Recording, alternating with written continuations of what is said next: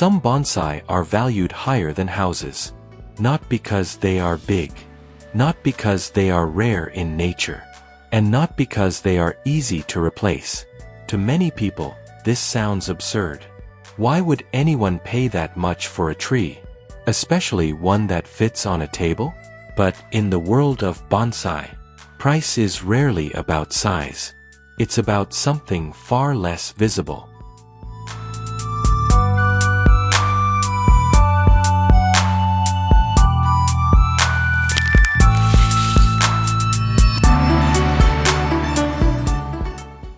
This episode is not about luxury. And it's not about showing off price tags. It's about understanding how value forms. In art, antiques, and rare objects, value emerges from trust. Trust in age. Trust in history. Trust that something will still exist tomorrow. Bonsai follows the same logic. Behind every high-value tree are decades of records, care, and continuity. That is what we're exploring here.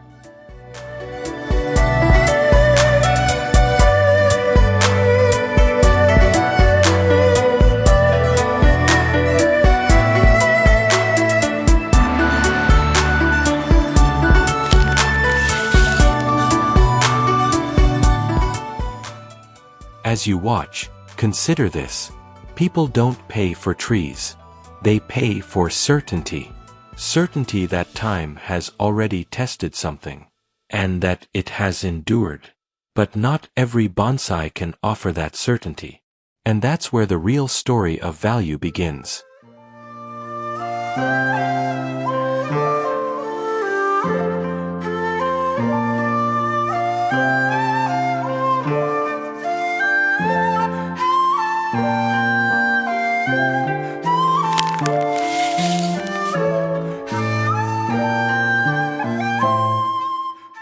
The first thing people point to is age. Older trees feel more valuable. They've survived longer. They've seen more seasons. And age does matter. But age alone doesn't create value. A tree can be old without being stable. It can survive for decades and still carry hidden weaknesses. In bonsai, age is a promise, not a guarantee.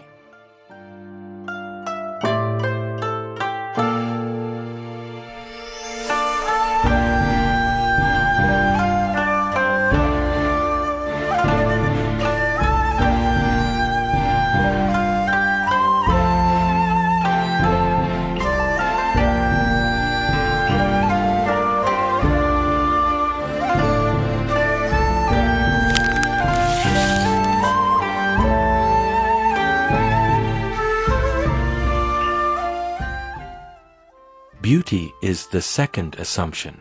A dramatic silhouette. Perfect proportions. A form that stops people mid-step.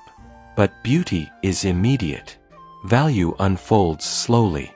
Some of the most visually striking bonsai are also the most demanding to sustain. Design can impress in a moment, but value depends on how that design holds up over time.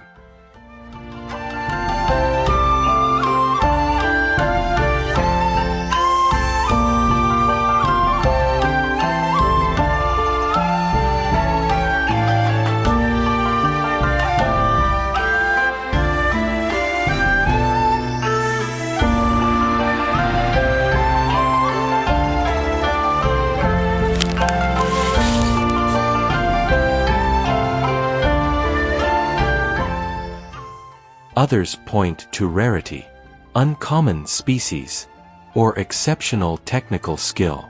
Both matter, but neither is enough. A rare species without records is still a risk, and masterful technique means little if the tree cannot endure.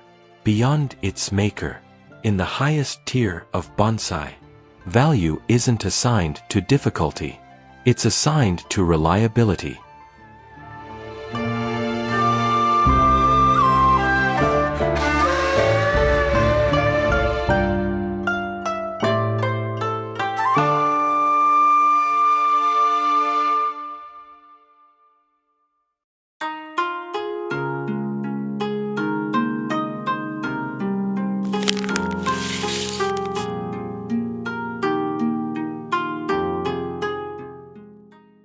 age, beauty, rarity, and skill. All of them contribute, but none of them, on their own, explain why some bonsai reach extraordinary value. What collectors are really looking for is not perfection, but proof. Proof that a tree has endured change, care, and transfer across time. And that brings us to what actually creates value.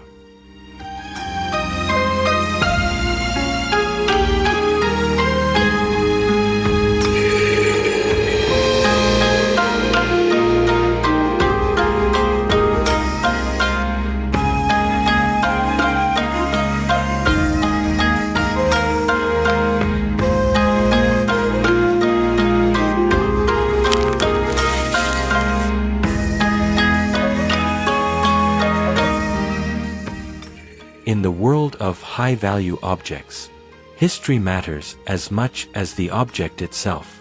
Paintings, antiques, rare instruments, all are judged by provenance. Who created them? Who owned them? Where they were displayed? Bonsai is no different. A valuable bonsai is rarely anonymous.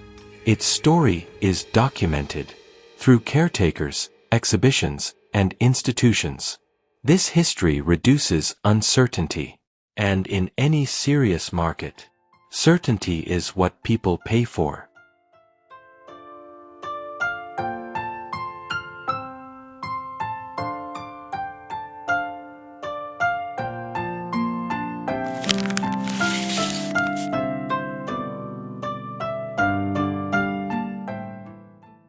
A bonsai does not gain value overnight. It earns it through continuity, decades of consistent care, knowledge passed from one caretaker to another, decisions made with the next generation in mind.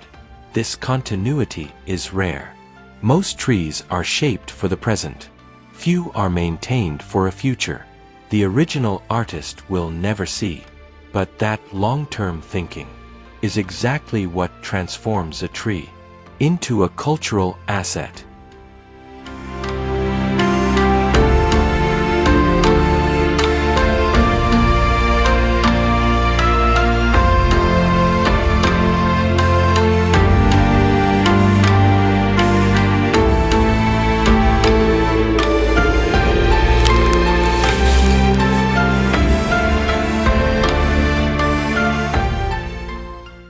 At the highest level, value depends on survival.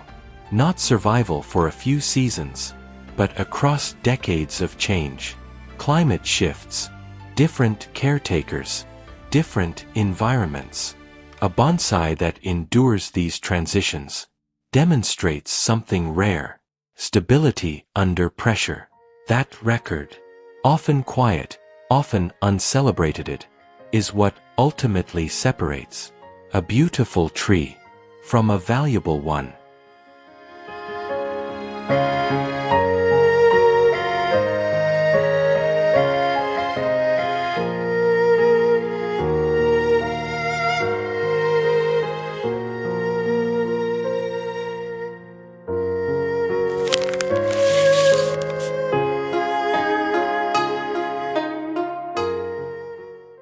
When all of this comes together, provenance, continuity, and survival, value becomes understandable.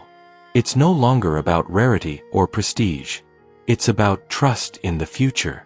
But this also explains something else. Why most bonsai never reach this level. Because value is not created by intention alone. It is tested, and often filtered, by time.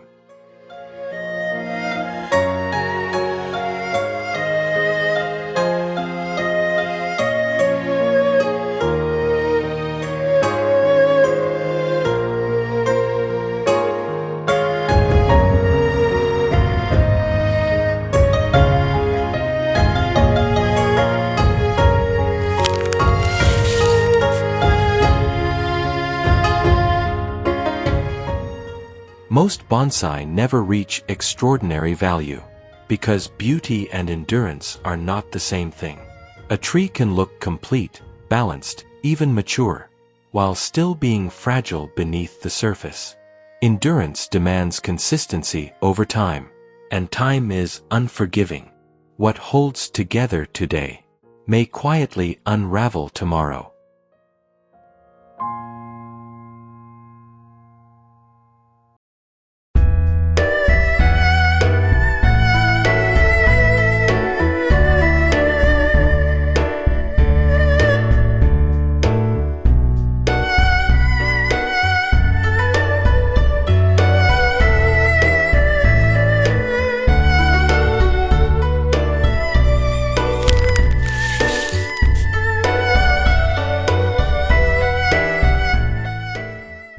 Another reason is documentation.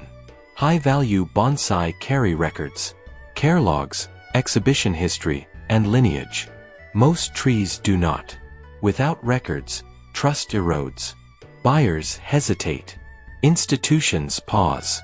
In markets built on long horizons, uncertainty lowers value, no matter how impressive the tree appears.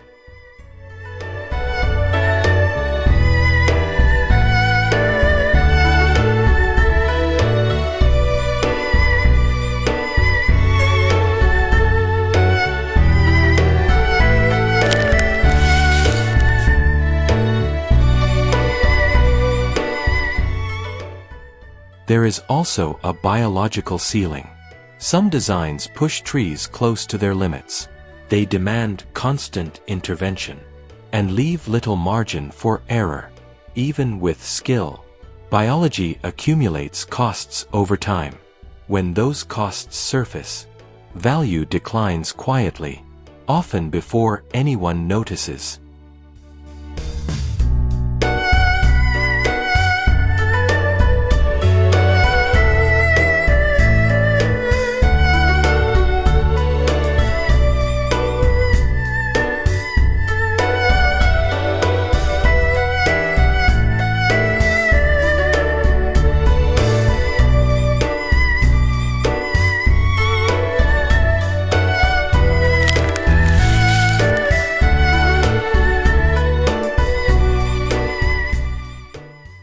This is why most bonsai never reach the highest tier. Not because they lack effort, or care, or intention, but because value is selective. It rewards endurance, continuity, and proof over time. And that leaves us with a final question. What does value really mean when time is the judge?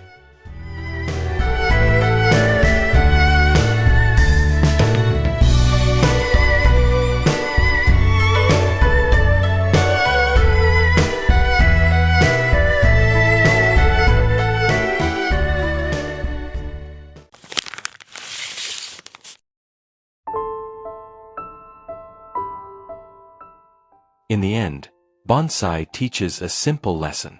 Value doesn't appear all at once.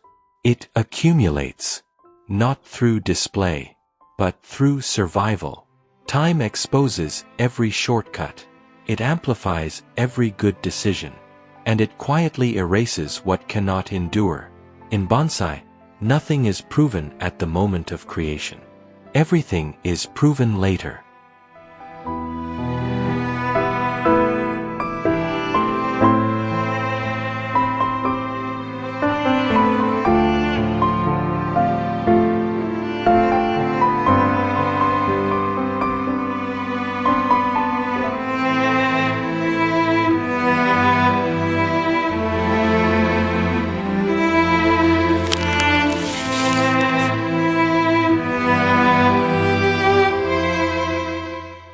So when a bonsai reaches extraordinary value, it's rarely because it was meant to. It's because it endured what most could not: change, transfer, and uncertainty. Which raises a deeper question. Is value something we assign, or something time allows?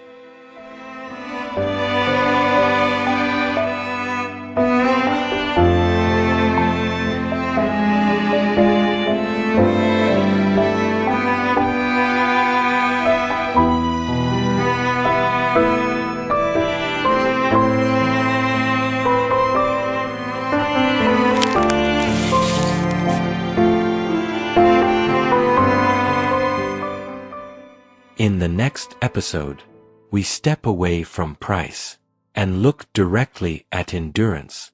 Why some trees survive for centuries, while others quietly disappear, not as objects of value, but as living systems, bound by ecology, limits, and time.